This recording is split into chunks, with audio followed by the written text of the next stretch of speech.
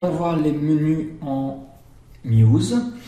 Alors la première chose à dire, c'est que pour créer des menus en Muse, je dois être dans le mode plan et voir les gabarits, parce que c'est dans un gabarit que je vais mettre un menu de façon à ce que, de 1, le menu soit visible dans toutes les pages du site, à part peut-être, tant qu'on y est, dans certaines pages sur lesquelles il n'y a rien, hein, bon, ça se pourra aussi, on verra bien comment ça fonctionne, hein.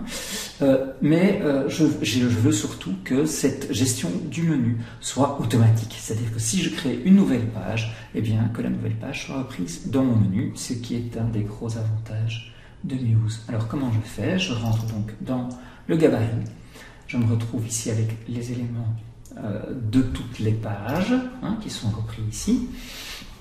Et pour être sûr que mon menu soit au-dessus de tous les éléments de la page, je vais aller dans la palette des calques. Vous voyez que ici, tous les éléments sont bien sur ce calque 1, c'est pas difficile à deviner, il n'y en a qu'un. Mais je vais créer un deuxième calque sur lequel je vais alors disposer mon menu. Où se trouve le menu? Comment fait-on? On va dans la bibliothèque des widgets, et dans les éléments de la bibliothèque des widgets, j'ai donc le widget menu. Si je clique, je vois comment il se dispose. C'est un menu gris avec du texte en blanc. Je vais prendre un horizontal parce que ça s'y prête mieux. Et donc, il le met comme ça. Il est déjà allé chercher le nom de mes pages, ce qui est déjà un bel effort. Vous voyez que je peux le disposer ici, soit avec autant d'espace de part et d'autre par rapport aux éléments, soit en prenant l'alignement. Ici, je le centre dans la page. Bien. Vous voyez donc que ça correspond, à part que, petit truc bizarre, je vois ma page sans titre que j'ai ajouté, mais je ne vois pas la page ici précommande. Alors précommande, si je fais un contrôle-clic ou un clic droit, n'est effectivement pas inclus dans les menus. Je vais l'inclure. Et je vais exclure celle-ci.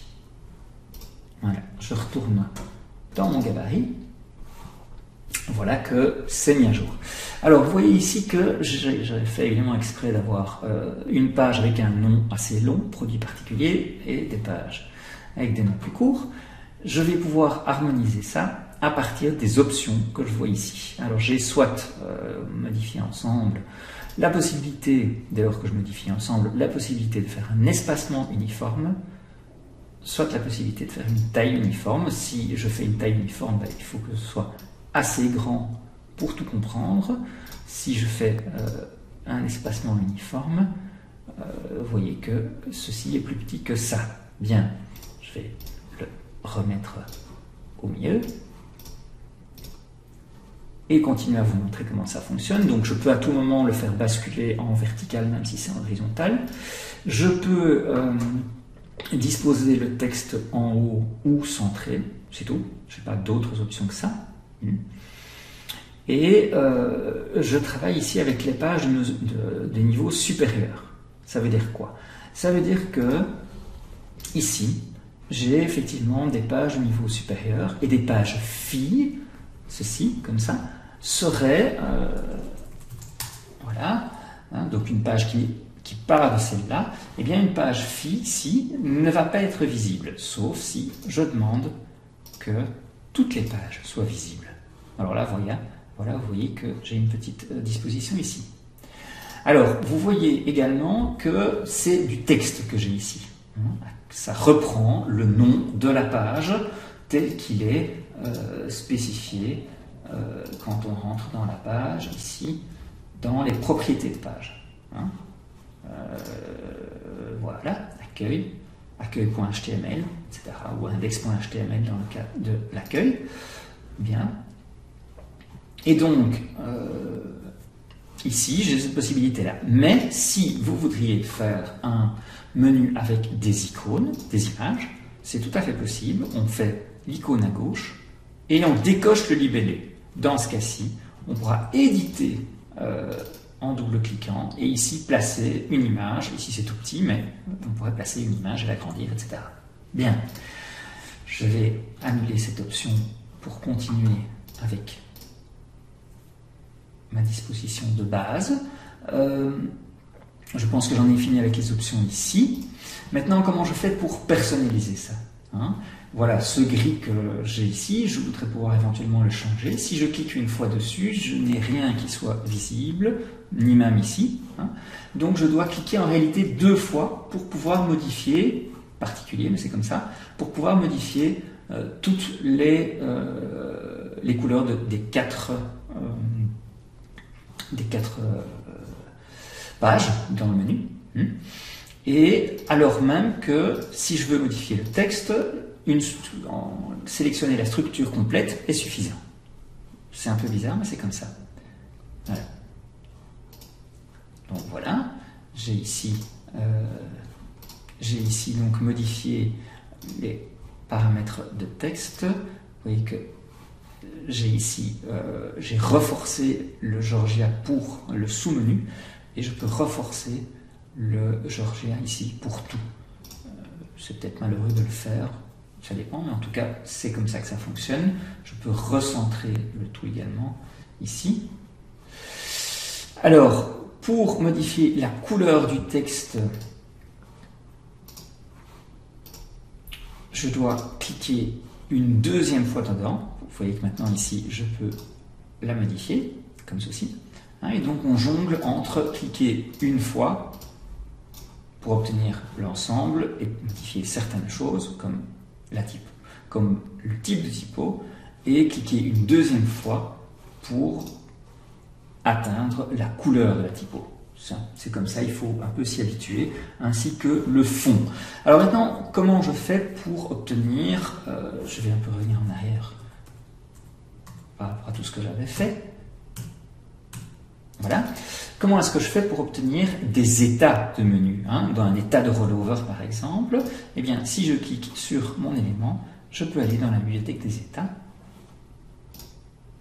et cliquer une 2e fois pour sélectionner un élément. Vous voyez que le survol c'est gris foncé, le clic c'est gris encore plus foncé. Comment je fais pour changer? Eh bien je vais dans le nuancier, je prends une autre couleur, voilà, je retourne dans mon nuancier, ça c'est la couleur normale. Maintenant la couleur du clic, je vais retourner dans mon nuancier et prendre une couleur encore un peu plus foncée.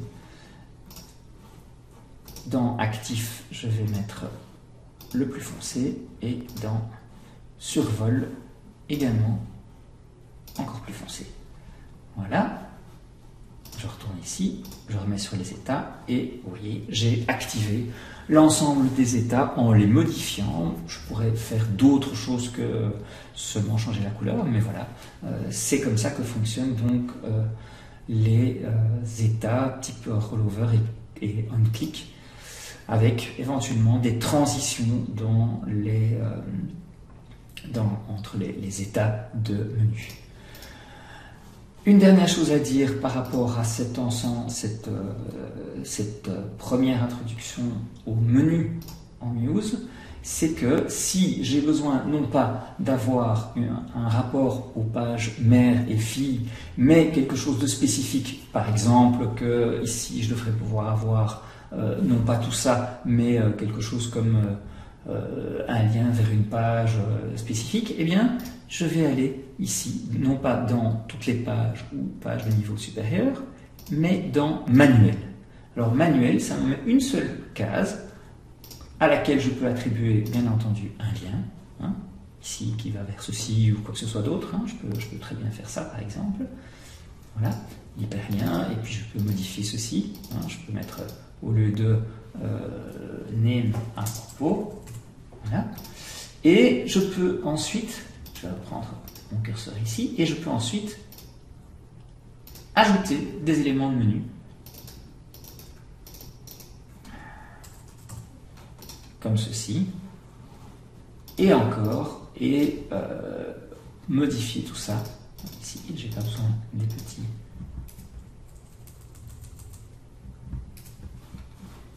Voilà. Et ici, je pourrais faire un autre lien vers quelque chose de spécifique. Ici, un hyperlien vers Twitter, par exemple, ou quoi que ce soit. Et donc, je vais avoir une personnalisation possible donc, de mon menu et pas seulement un rapport hiérarchique à l'ensemble des pages qui composent le site.